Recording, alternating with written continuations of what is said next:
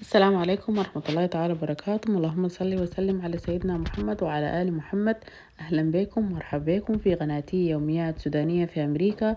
وصباح الخير عليكم وين كنتم، ومساء الخير عليكم أينما كنتم، وصباح الخير عليكم. إحنا بتوقيتنا في أمريكا هنا عندنا دنيا صباح وده شاي الصباح بالنسبة لي. الليلة الفيديو بتاعي عاملة جولة في محلات البي جيز ومحلات بيع مخفض في أمريكا بسعر الجملة.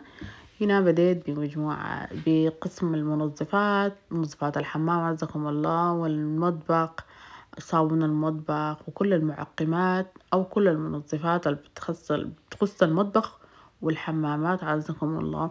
دي هنا كل المنظفات بأشكالها وبألوانها، بكمياتها وبأحجامها، ودي الأسعار هنا فوق في كل لاين في سعر يعني خاتينه. دي كل الحاجات دي. هنا جيت طوالي كان جنبهم القسم بتاع المكسرات بكل أنواعها. كل المكسرات مشكلة بتكون قاعدة في العلب دي، مشكلة أو سادة. دي كل المشكلات هنا دي مشكلة. هنا ده لقيت البلح ده هو جاي من كاليفورنيا. ده البلح العلبة بتاعته $10 تقريبا. فنوع حلو. هنا جنب ده القسم بتاع الفواكه والخضروات. ده هنا كلها قسم الفواكه والخضروات، البرتقال، العنب، الموز، اليوسفي. دي هنا التفاح عامل $5.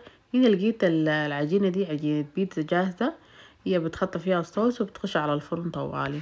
طبعا مشيت محل قسم الأدوات المنزلية، خلاطات. وهنا دي الاير فراير بتاعة النينجا، انصح بيها كل الناس تكون عندها، بجد حلوة شديد وعملية في البيت.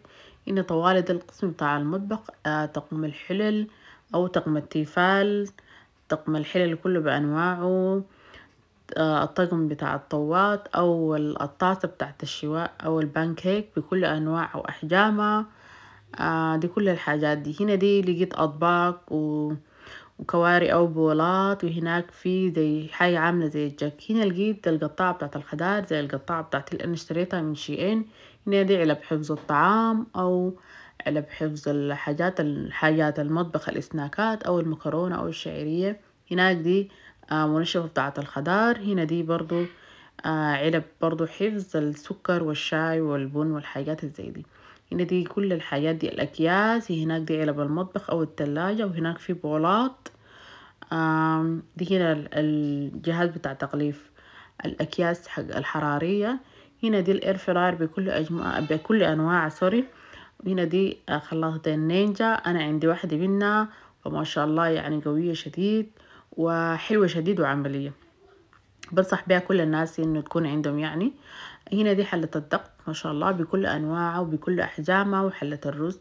هنا ده البويلر بتاع القهوة او الشاي. هنا دي الميك كوفي بكل انواعه وبكل احجامها. هنا ده الفريزر بكل انواعه.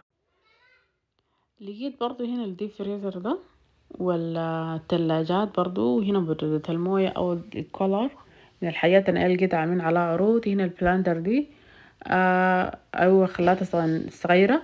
هنا الفود بروسيسور. لقيت هنا النوع من التونيكات او القمصان عاملين على عروض بمناسبة الصيف قرب، فدي عروض الصيف.